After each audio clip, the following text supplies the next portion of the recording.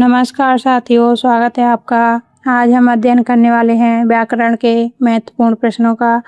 ये प्रश्न देखने में बहुत सरल लगते हैं लेकिन होते नहीं। चलिए जल्दी से शुरू करते हैं। अभिनव का अर्थ होता है नया, नवीन।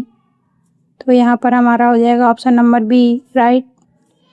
नेक्स्ट क्वेश्चन, निश्चल का विलोम शब्द है निश्चल, जिसका हृदय स्वच्छ हो, कोई छल न करे उसे निश्चल कहते हैं। इसका विलोम शब्द हो जाएगा छलपूर्ण। नेक्स्ट, गगन का पर्यायवाची शब्द है धरती, आकाश, जल, अग्नि। गगन का पर्यायवाची शब्द हो जाएगा आकाश। आकाश को ही गगन कहते हैं। आशा का पर्यायवाची है आशा, निराशा, उम्मीद, भय, दुख। निराशा विलोम शब्द हो जाएगा, भय और दुख नहीं होगा, उम्मीद राइट आंसर हो जाएगा। जल का तत्सम शब्द है पानी, नीर, जल, पान। जल का तद्भव शब्द होता है पानी। जल स्वयं एक तत्सम शब्द है, इसलिए हमारा ऑप्शन नंबर सी राइट हो जाएगा। राम ने फल खाया, मैं ने क्या है। राम ने फल खाया, मैं ने क्या है। उपसर्ग है, प्रत्यय है, कारक चिन्ह है, अव्यय है। यहाँ पर ने कारक चिन्ह है और इस वाक्य में कर्ता कारक है क्योंकि कर्ता ने, राम ने। ठीक है, ऑप्शन नंबर सी राइट हो जाएगा। अतिथि शब्द में कौन सा उपसर्ग है। अतिथि, अतिथि। अतिथि में तिथि मूल शब्द है और जो अ है वो हमारा उपसर्ग है। और अतिथि का अर्थ होता है निश्चित तिथि के बिना आने वाला, जिसकी कोई तिथि निश्चित न हो और आ जाए उसे अतिथि कहते हैं। ऑप्शन नंबर ए राइट हो जाएगा। कर्म का सही बहुवचन है। कर्म हमेशा एक वचन हो या बहुवचन, दोनों में एक समान प्रयोग होता है। जैसे उसने कर्म किए, उसने एक कर्म किया या अनेक कर्म किए, कर्म ही प्रयोग होगा। लेकिन अगर विभक्ति चेंज हो जाए तो इसका रूप बदल जाता है। जैसे उसे कर्मों का फल मिला, ठीक है ना।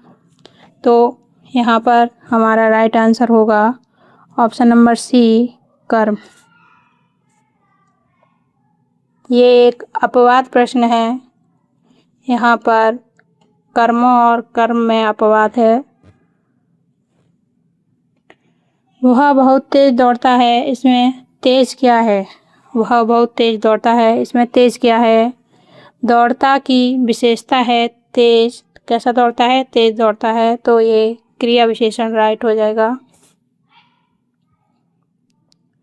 दूध का जला छाछ भी फूंक फूंक कर पीता है। इसका अर्थ तो बहुत लोग जानते होंगे, लेकिन यहाँ पर क्वेश्चन पूछा गया है कि यह क्या है। लोकोक्ति है, मुहावरा है, वाक्य है या संज्ञा। तो यह हमारा मुहावरा है। विद्या शब्द का विशेषण रूप है।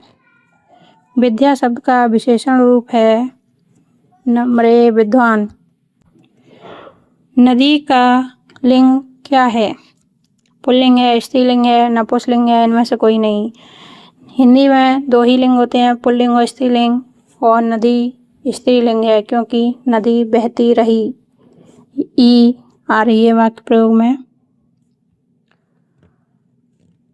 किताब किस भाषा का शब्द है। संस्कृत का, हिंदी का, अरबी फारसी का, अंग्रेजी का।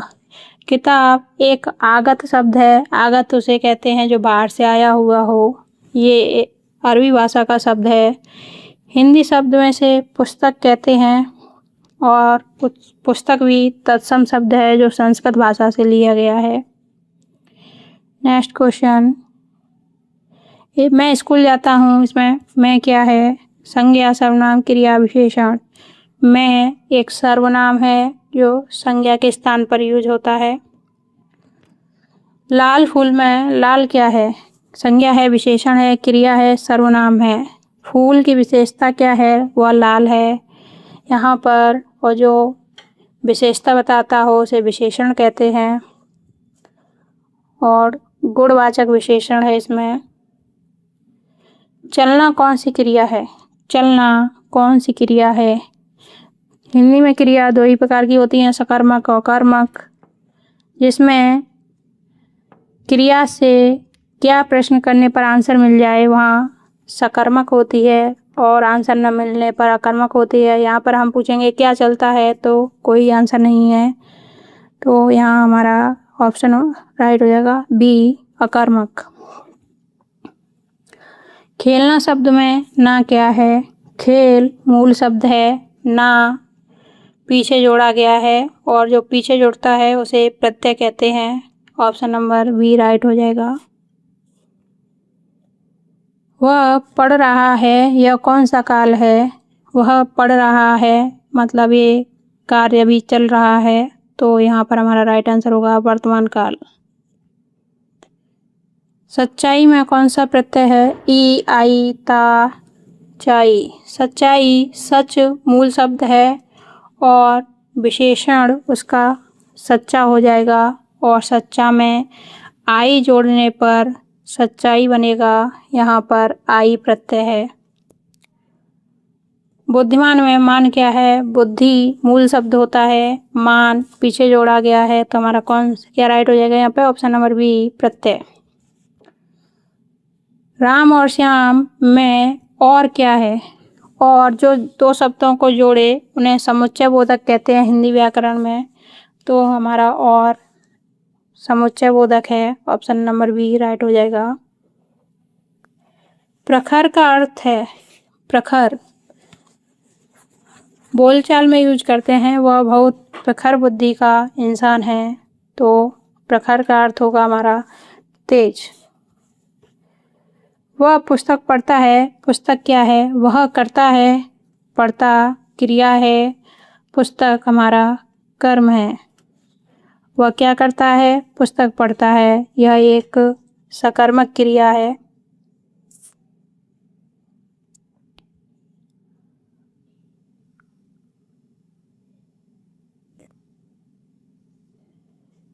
सागर का पर्यायवाची है नदी, समुद्र, झील, तालाब। सागर का पर्यायवाची यहाँ पर होगा समुद्र। Last question. अनुशासन में उपसर्ग है, शासन मूल शब्द है, अनु इसमें जोड़ा गया है, और जो शुरुआत में जोड़ा जाता है उसे उपसर्ग कहते हैं, और जो लास्ट में जोड़ा जाता है उसे प्रत्यय कहते हैं। अनुशासन में उपसर्ग है अनु। अनु का अर्थ होता है पीछे, समान या अनुकरण करने वाला। अनुशासन। यहीं पर हमारे आज के प्रश्न समाप्त होते हैं। वीडियो अच्छा लगा हो तो लाइक शेयर करें और सब्सक्राइब भी करें। धन्यवाद।